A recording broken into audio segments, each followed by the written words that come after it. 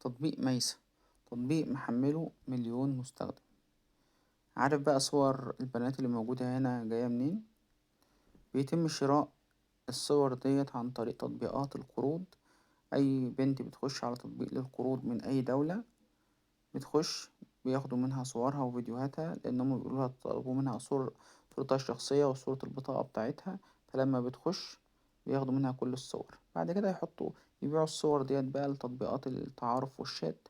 طبعا بيبقى البنت عندها بروفايل كبير، صورها كلها وفيديوهات ليها كمان. حضرتك بتخش بقى على التطبيق دوت، بيقولك يجيلك مكالمة وهمية إن ميسة عايزة أكلمك، ولا دينا عايزة أكلمك، ولا أي حاجة زي كده. رد عليها: الو، انت اسمك ايه، عامل ايه، ويجي قافل المكالمة. لو عايز تكمل المكالمة اشترك.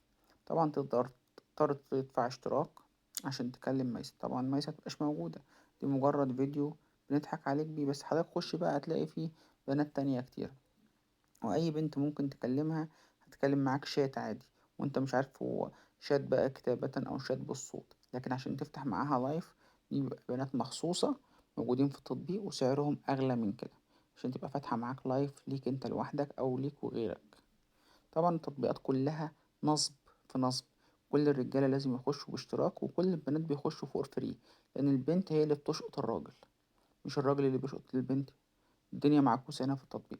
نصيحة مني: محدش يحمل. مفيش بنت محترمة ترضى تحمل التطبيق ده، ومفيش راجل محترم هيرضى انه يضحك عليه ويتختم على قفاه ويدفع فلوس على واحد بينصب عليه ديوس. او يعني مش عايز اقول كلام تاني صعب في الفيديو.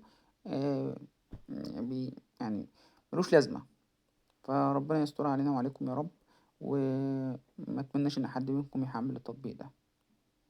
شير وسبسكرايب للقناة لو ما كنتش أعرف أي حاجة، عشان أقول لك الجديد والمفيد في عالم التطبيقات.